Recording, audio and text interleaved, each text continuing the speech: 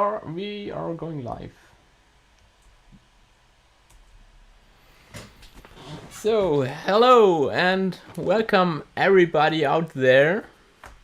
This is the first episode of our new live show tonight with me, and I hope you're having fun this night.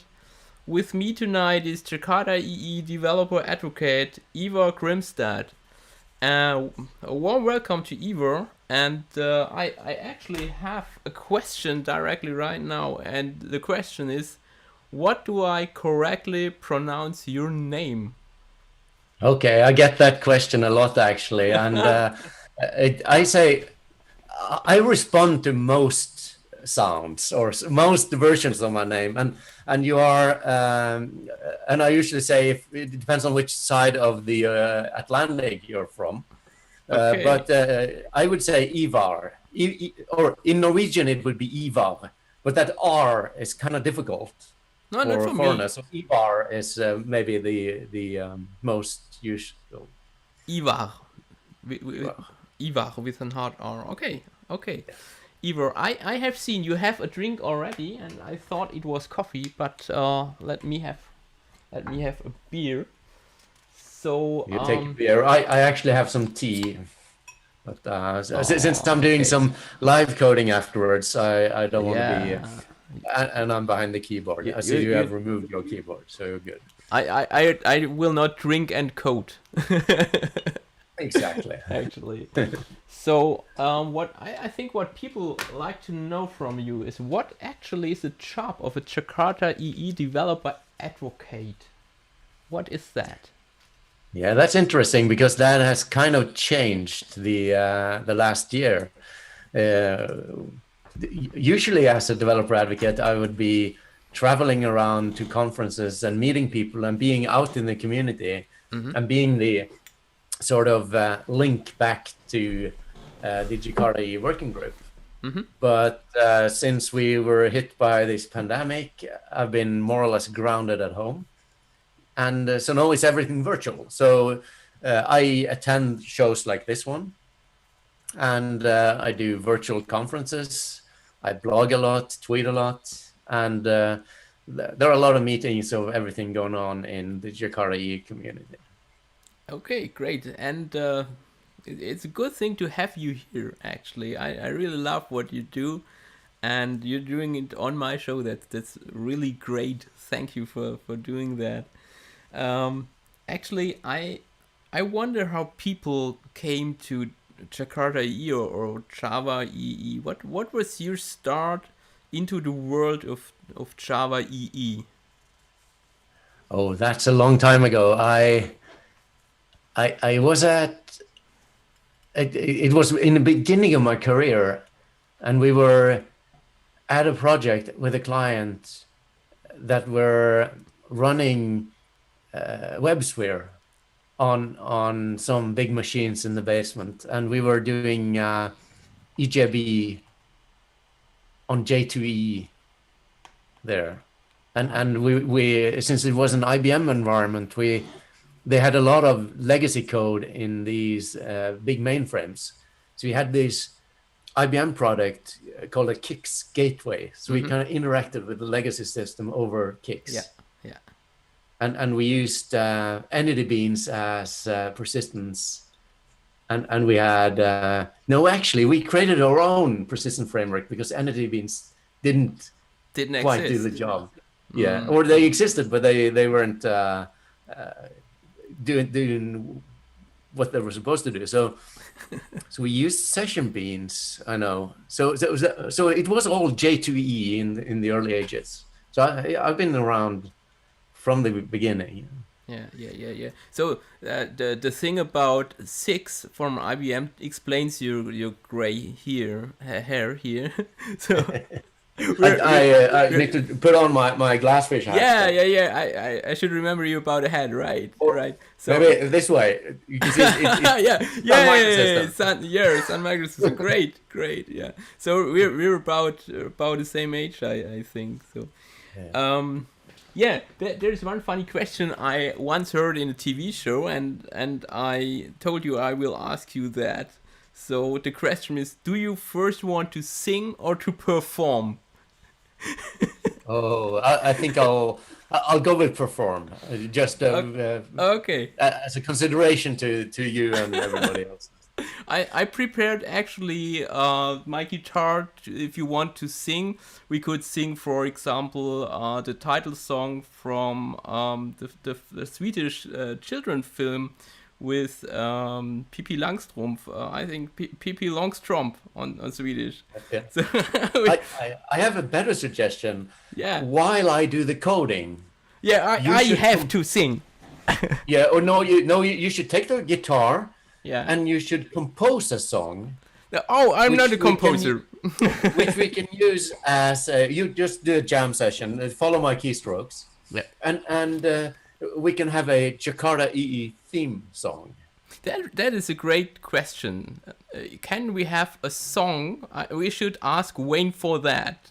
So, while we are I think since Jakarta EE as the name, if you call it Jakarta EE something, it has to be a specification. So Yeah. what you should do is to call it a tune for Jakarta EE. Then you're good. Okay, so while we're calling Wayne on the phone, if we may publish a Jakarta EE song, let's see what Ivar has provided. You came with some code in your bag. You showed me something in the Yeah. warm up. So what actually will you show us today? So what you asked me to bring was an application, a Jakarta EE8 application, and to show how it will run on Jakarta E9 and what we have to do in order to convert it to Jakarta E9, because we have this big namespace switch. Yeah.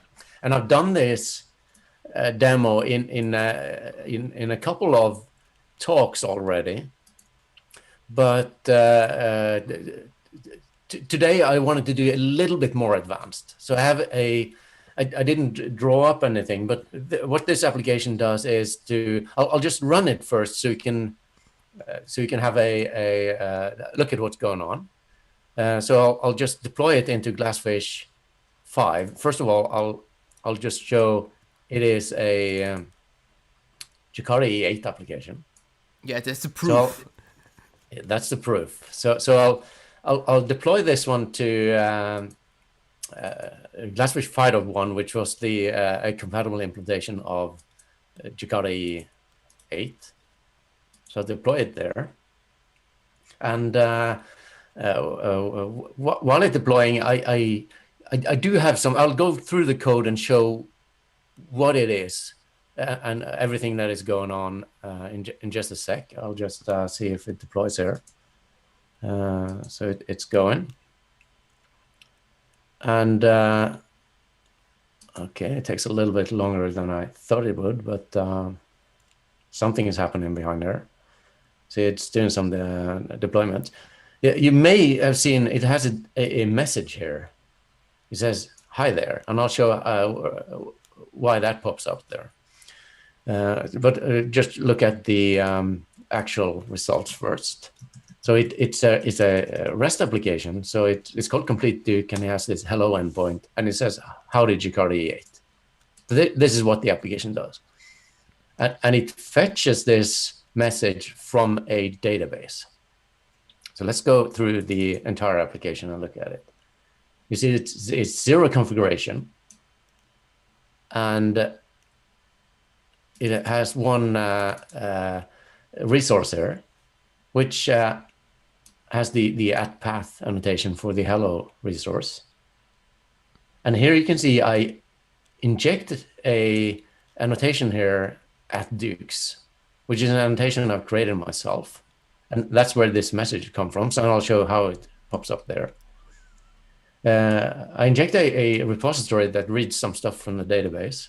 And it has this get method that just does a find all from the database, takes the first element, and prints it out. And if it doesn't find anything, it just prints undefined. So it's pretty simple.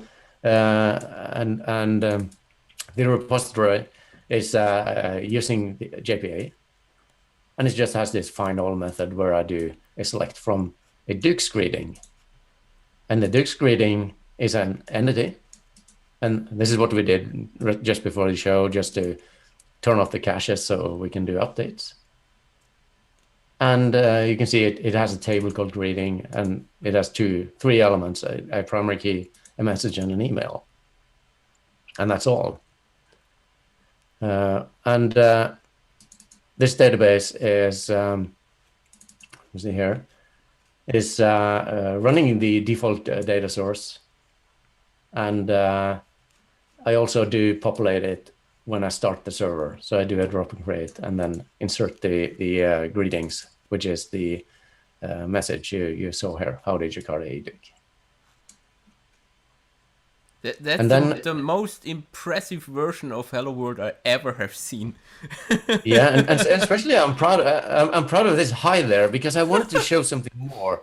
So what I did here was to create this annotation called Dux, which has a message, and you saw the way I'm using it here. I just annotate the class with hi there, and in order to get this message here, I defined a CDI extension.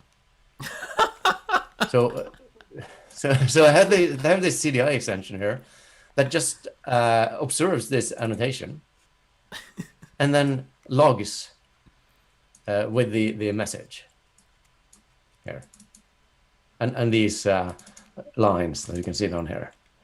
And in order to configure this extension, I have to have these meta-inf services, and then a file called JavaX Enterprise Inject SPI extension, which has the path to the extension.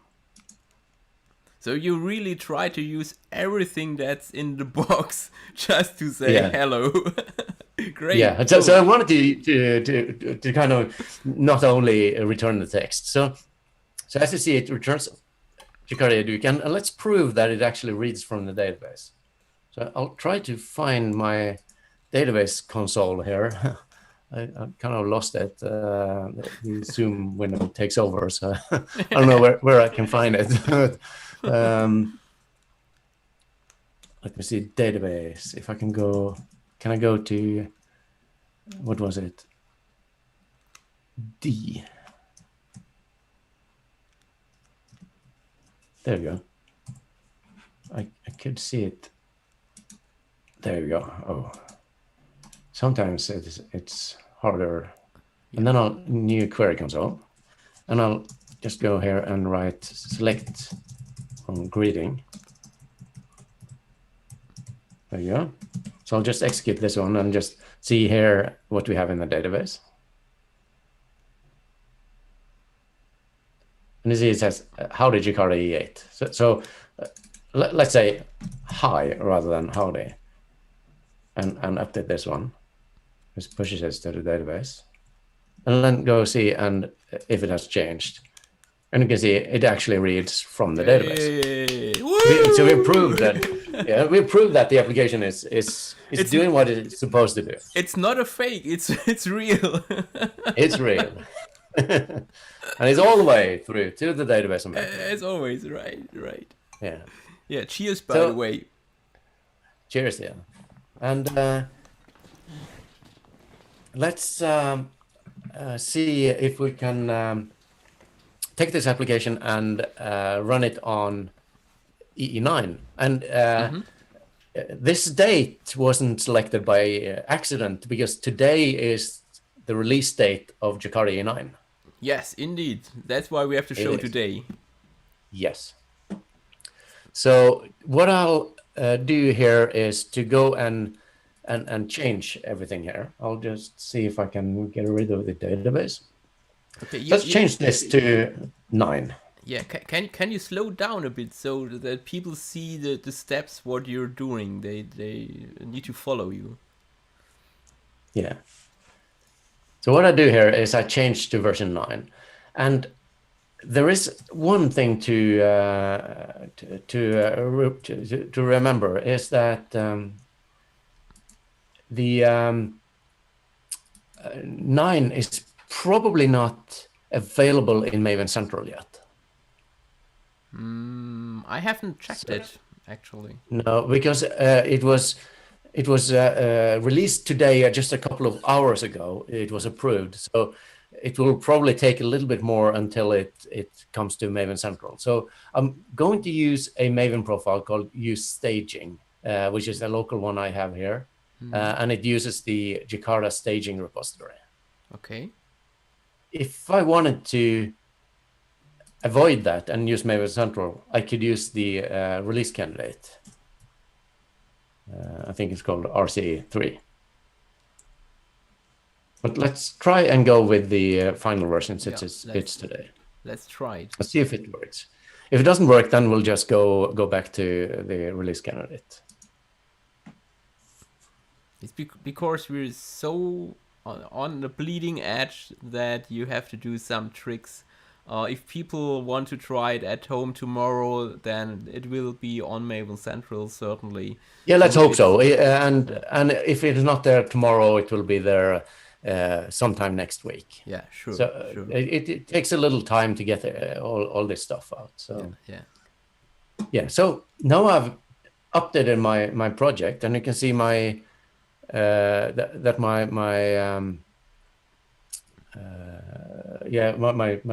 Maven dependency is updated. So if I now go and open one of the applications here, you can see it doesn't compile anymore. And that's because that's bad. JavaX. Yeah, no, it's not bad. This is exactly what we expect. Because what I can do here now is to update to use the Jakarta namespace. And of course, I could do a search and replace in all the code, or I can let the IDE do the work for me and help it where it needs it. So whenever there are conflicts or more of them, just make sure that you choose the right one. And you can see I'm now in Jakarta. Yeah, always and choose this is the something. one with Jakarta, right? Okay. Yeah, and if there are I think here we have the option of a producers. So with producers here, since I'm using a REST interface here, make sure that you use the WS RS and not the CDI producer. So you need to know. It's not like you don't have to be very super careful, but you need to know a little bit what you're doing so you don't screw it up. Yeah, it's always a good idea when you're going to work with foreign code that you first think over what you want to do and what the code is about before you start hacking. Sure. Yeah, exactly. And like we did here today was to run the application and see that it works here on Glassfish 5. And then we do the changes and run it again. Of course, in a real world examples, you would probably have some tests that will have to be updated as well. So it could be a good idea to update the tests first. I don't need tests. I just try it out and put it live, and people call me and tell me the bug. So what are tests for? Yeah, my test is the compiler. So if it compiles, it usually runs. Yeah, if it compiles, then everything is good. Yeah. So here you can see that there are some I have to do a little bit, but now I've done all the code. So do you think I'm good now? Good question. Good question. It depends. Yeah. I would say like Schrödinger, yes and no. Yeah. So I've done all the code, and in many cases that would be enough. But if you have any configuration files or anything, it's a good idea to check them. Like this one, it's called JavaX Enterprise. Yeah, I thought about cases like this. Yeah, right. Yeah. So this one, I have to actually rename the file to Jakarta. Jakarta Enterprise. And that's the good thing about this release, that we haven't changed the packages. We only replaced the JavaX. So we haven't moved things around. Yeah. Just because of this, to make it easier. Yeah, that would be a total chaos if you have to replace complete package names. You need a list for that or something. Yeah. Right. Okay. And here you can see I have some properties. Ah, yeah, properties. I didn't thought about properties, right? Okay. And now comes the most tricky part. Who ever thinks about these XML schemas, Oh my God. right? So Not me. there is Okay. more. Good First of all, catch. I happen to know that persistence, Jakarta persistence is now in version 3.0. But if you Mm-hmm. don't know this, a good idea is to look up at the Jakarta EE specifications. And here you Aha. can find all the specifications. And let's look for persistence down here. And you can see that the latest version is 3.0. 3.0, right. Okay, that's a good idea. Remember those websites? You can look up everything there, the APIs, the Java docs, and the schemas. Yeah. Okay, And great. another one is to go to schemas here. Mm-hmm. And you'll be taken to the Jakarta EE XML schemas. Choose the Jakarta here, and you can see you can choose E9 and E8. Let's go in 9. And here we can see the different new updated Ah, schemas. great. Actually, I didn't know that this page exists. That's cool. So, Great. and I think actually persistence, isn't that, I think they have their own namespace. So Uh-huh. it's not Jakarta EE, it's persistence. But it Mm-hmm. has changed the beginning of it. So here you can see the persistent 3.0 XSD. So I can see here that Mm-hmm. it works. So what I need to do is to change this namespace up here. And we also changed as little as possible. So you can go in here and take this part. And why do I take this much? Yeah, of course we go HTTPS. I And then see. it's Jakarta EE, XML, NS persistence. Ah, okay, great. So I learned something this evening. Yeah, that's good. And we also need to update the location of the schema. And you of course you can also just change XML NS jcp.org Mm-hmm. to this one. And certainly the version number. Yeah, here's the version number. Yeah. We always have that in the name of the file. Mm-hmm. And you also need to change this one that maps the namespace to the location. Mm-hmm. So do So you here I know have the do you know of any tool that would help you with this, or is that something that people have to do always manually? I'm not sure actually if there are any tools for this. Mm. And now it actually gives me some red warnings here, and that's probably because IntelliJ doesn't know about these new things, Yeah, or it hasn't been downloaded to my local computer. But yeah. everything should be up and okay now by The doing the this change. the catalog is not cached yet. I think. Yeah. So there are things to think of, and these schemas are Mm. probably the most you don't think of it because I remember from when I upgraded from Java E7 to Java E8 that I never thought about changing the schemas in the WebXML or persistent XML. Who Mm. thought of that? Yeah. Right? Right. Right. And the tooling will probably have the old versions if you use a generator or something. Mm. So your best place to check these out are actually here on this all these schema pages where we have Yeah. listed all of them. Yeah. Yeah. Yeah. This is really a valuable resource. This page. Yeah. Okay. That's a great tip. I wouldn't have thought of changing the schema. Okay, great. No, Is there more to do, or was that the last step? I think I did. I did the properties, I did the schemas, I did the file names, and I did all the code. So Okay, so great. here Okay. we should be okay. So let's try and build this one. Or I'll just go and deploy it directly to Flashbit 6 and see if it works. Let's add it there. Complete.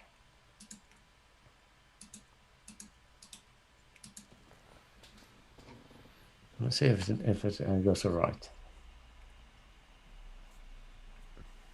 So it is a little bit to think of, but usually you will get a warning when you start the server or when you do the deployment. Mm-hmm. So it will tell you that something is not right. So now let's see. It's Glassfish 6 we're running, and after a while here, we should have this hi Duke message from my cool Duke Sanitation. It seems it's not here. There are some. There are some Okay, exceptions. it's some internal ports. I don't think that's very important, but it seems like this CDI extension didn't do what it wanted. But let's see if the other things were up, and we can investigate the others afterwards. So here is Glassfish 6. And let's go to the complete Duke hello and see if it returns. And it says howdy Duke. But it still says Jakarta EE8. Oh yes, it does. So we need to change that in the database. And it's a good thing that we don't have to actually we don't have to. You don't have to restart. Yeah. Exactly. Yeah. So this is the last point to remember.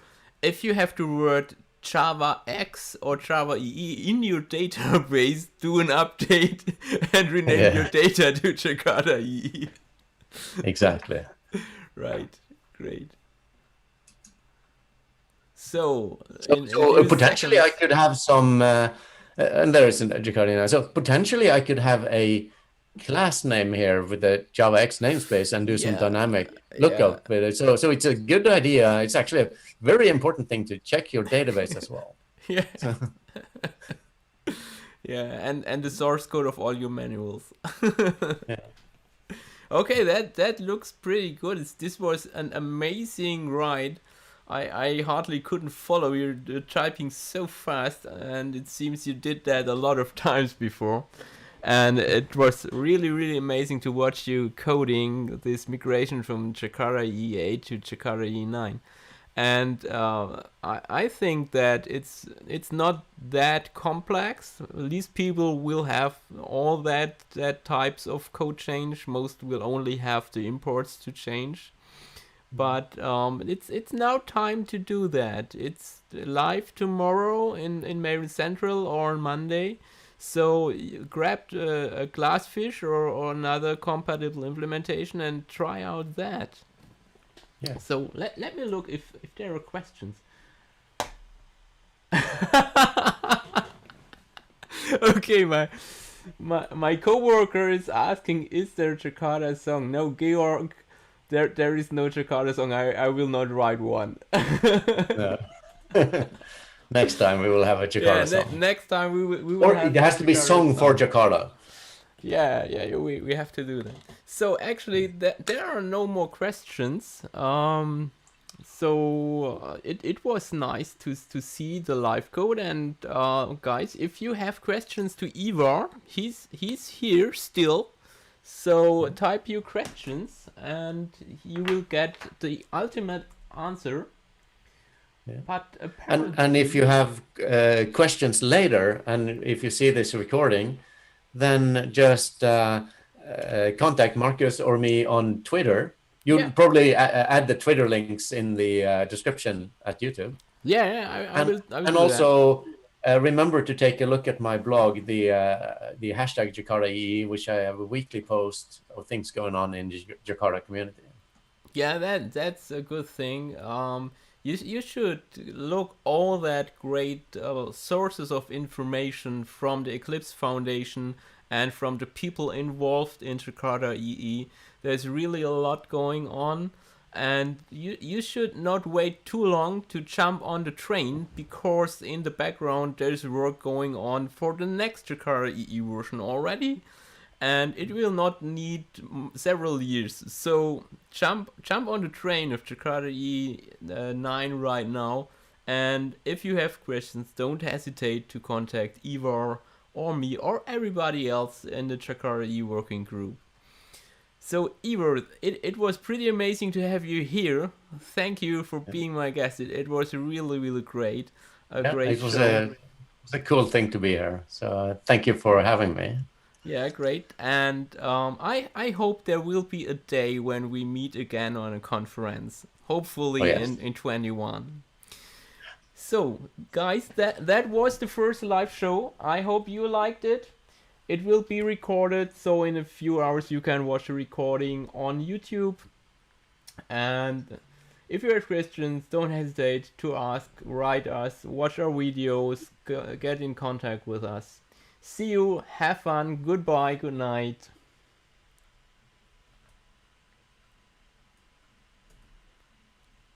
Okay, and we are offline. Okay. That was